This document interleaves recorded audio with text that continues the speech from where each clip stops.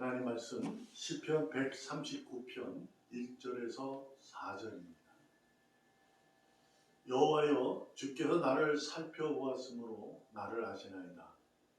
주께서 내가 앉고 일어섬을 아시고 멀리서도 나의 생각을 밝히 아시오며 나의 모든 길과 내가 눕는 것을 살펴보셨으므로 나의 모든 행위를 익히 아시오니 여호와여, 내 혀의 말을 알지 못하시는 것이 하나도 없으시니이다. 아멘. 아멘. 주님은 땡땡땡 아신다. 주님은 나의 모든 삶을 아신다 라는 것으로 오늘 본문의 시편의 기자의 고백을 통해서 우리가 알 수 있고, 또한 이 부분은 주님은 모든 사실들을 아신다, 사건들을 아신다, 곧 세상의 모든 것을 다스리신다, 통치하신다 라는 것으로 또한 우리가 이해하고 받아들일 수 있는 것입니다.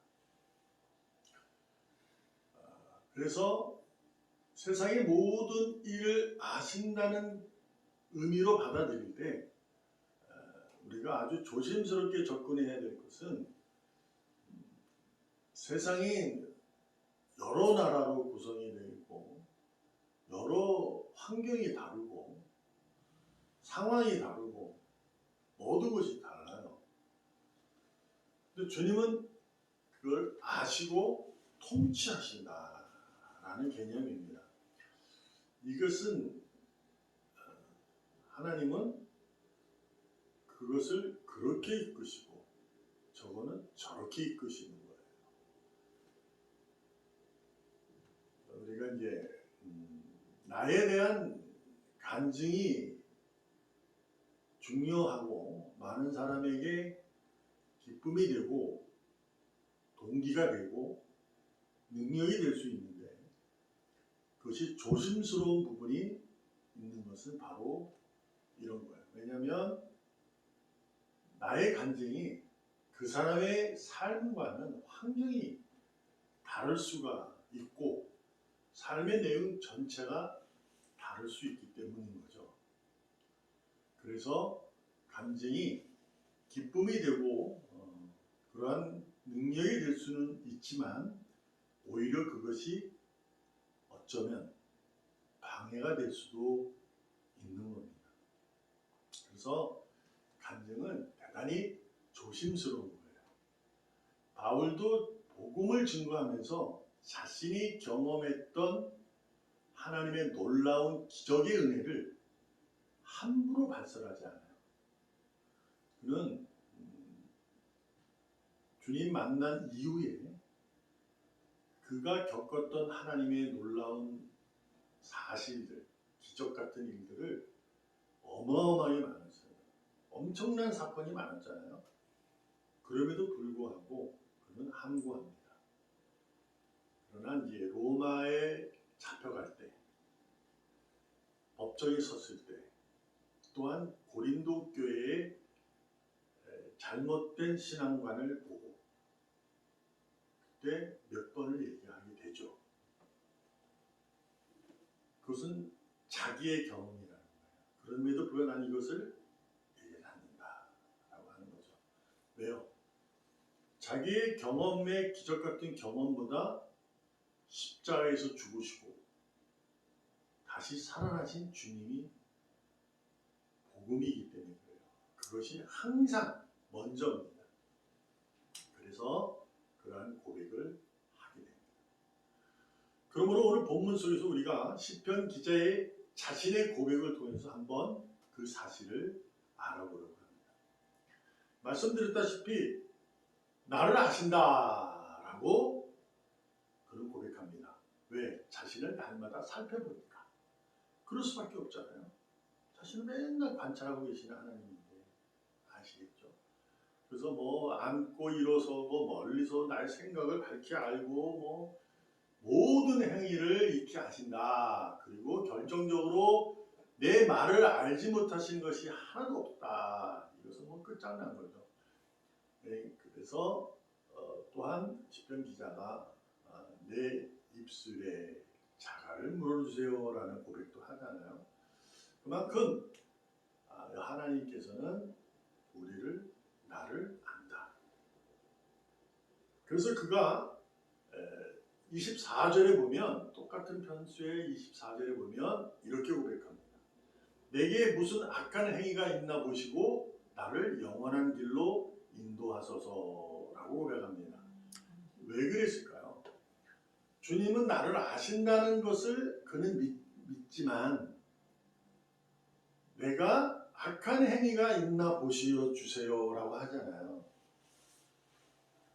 그러니까 우리는 하나님이 나를 의인으로 삼고 알고 있어도 우리는 아직 불완전한 존재들이에요. 그래서 악한 행위를 하게 됩니다. 교회는 열심히 다녀도 악한 행위를 하게 되잖아요. 우리가 세상 속에 봐도 그런 일들이 무궁무진 많습니다. 너무나도 많이 일어나잖아요. 세상 사람이야 그렇다고 치고 교회 다니는 사람들의 그 형편없는 일들이 많잖아요. 그럼에도 불구하고 그들은 그게 악한 행위인지 모릅니다. 그래서 그 일을 계속 하는 거죠.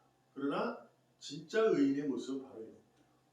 내가 악한 행위가 있나 보시고 나를 영원한 길로 인도하소서. 뭘까요? 나를 오늘도 붙잡아 주시고 아시니까, 나를 고쳐주시고 아시니까, 나를 보듬어 주세요. 아시니까, 위로와 평강과 의로움으로 나를 이끌어 달라고 그는 고백을 합니다. 왜 이러한 고백이 있을까라고 또한 생각해 보면 뭘까? 말씀드렸다시피 하나님의 말씀대로 실제적 삶을 사는 사람이 적다라는 것을 알 수 있잖아요. 그죠? 이 시편 기자의 이 진지한 고백이 하나님 나를 안다. 그래서 나를 영원한 길로 인도해달라. 이 얘기는 하나님 말씀대로 살기가 얼마나 어렵고 힘든지를 스스로 알기 때문에 그런 거죠. 마찬가지입니다.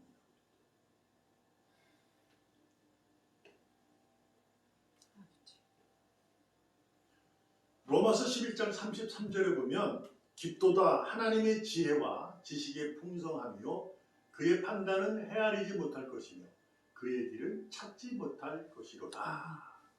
바울의 고백, 하나님의 지식, 하나님의 마음, 하나님의 생각 어찌 우리가 알 수 있겠느냐. 말씀으로 우리에게 줬는데 그것도 얼마나 크고 풍성한데도 우리는 그분이 하는 판단과 그분의 길을 찾지 못한다, 알 수 없다라는 거예요. 그러니까 아무리 세상의 지식이 높아도 모른다는 거죠. 하나님 말씀 성경을 줘도 모른다는 것으로 우리가 이해할 수 있는 부분입니다. 그러므로 무엇을 해야 되냐? 하나님에게 맡기는 거예요. 주님의 말씀대로 실제적 삶을 살기가 어렵기 때문에 하나님께 맡기고 살아야 된다라는 의미죠. 그럼 뭐 어떤 것일까? 하나님은 우리를 영원한 길로 인도하실 때, 악한 행위를 보시고 영원한 길을 인도하실 때 보듬어 주시고 고쳐주시고 안아주시며 갑니다. 그러면 무엇이 필요한 거죠? 기도죠. 하나님은 간구를 응답하시는 분이니까요. 그래서 그렇게 하신다는 거죠. 끌고 가신다는 거죠.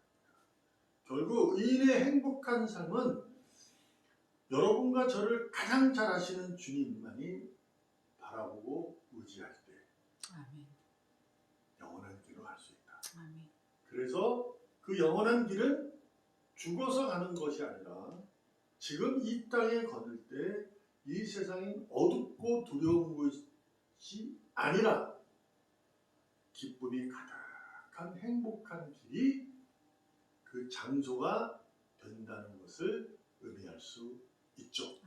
그러니까 우리가 오늘도 믿음으로 산다. 오늘도 말씀대로 순종하며 겸손하게 산다. 이 얘기는 벌써 내가 기쁨으로 내 자리, 내가 있는 곳, 내가 걷는 길, 거기에서 행복하게 살아가야 한다는 거죠.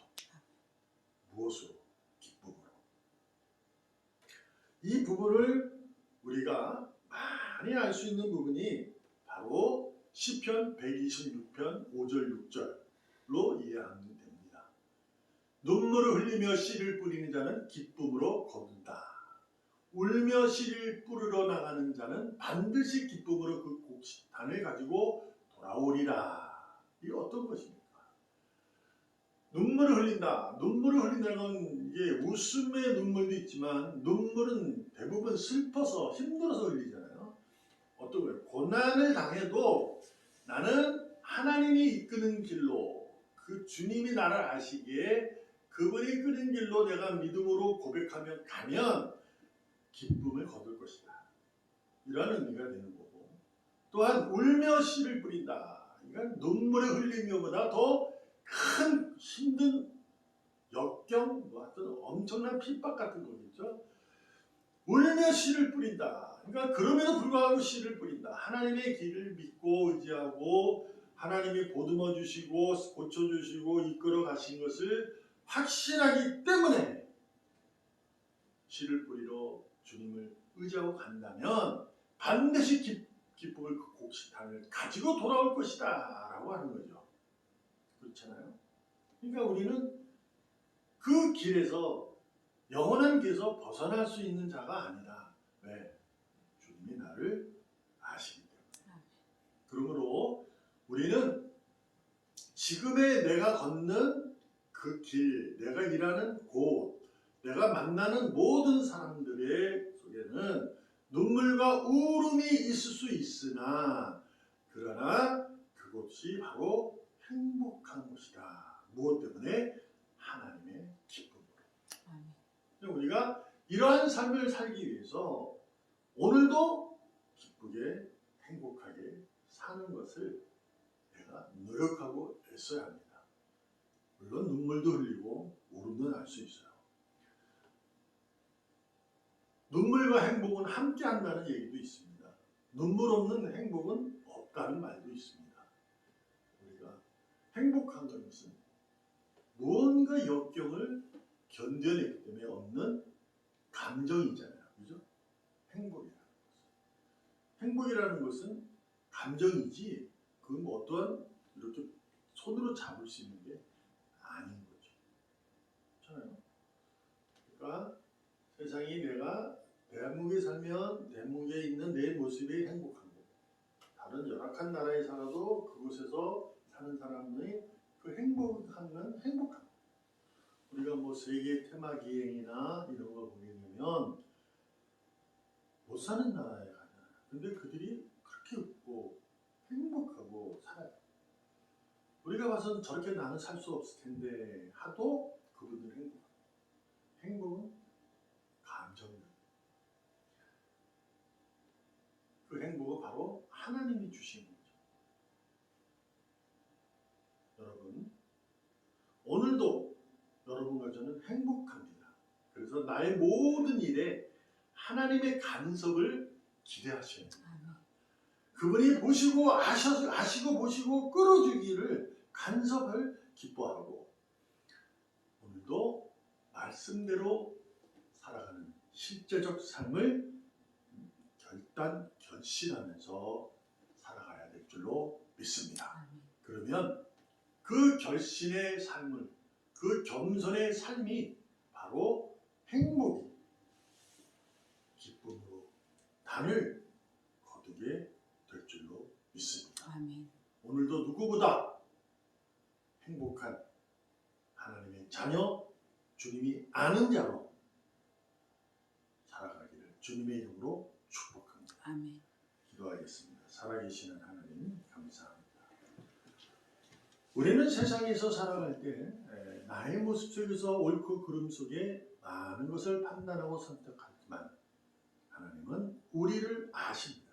곧 나를 알지만 다른 상대방도 아는 이 사실을 깨달아 오늘도 겸손히 주님이 이끄시는 대로 순종하며 사랑하며 겸손하게 살게 하여 주시옵소서.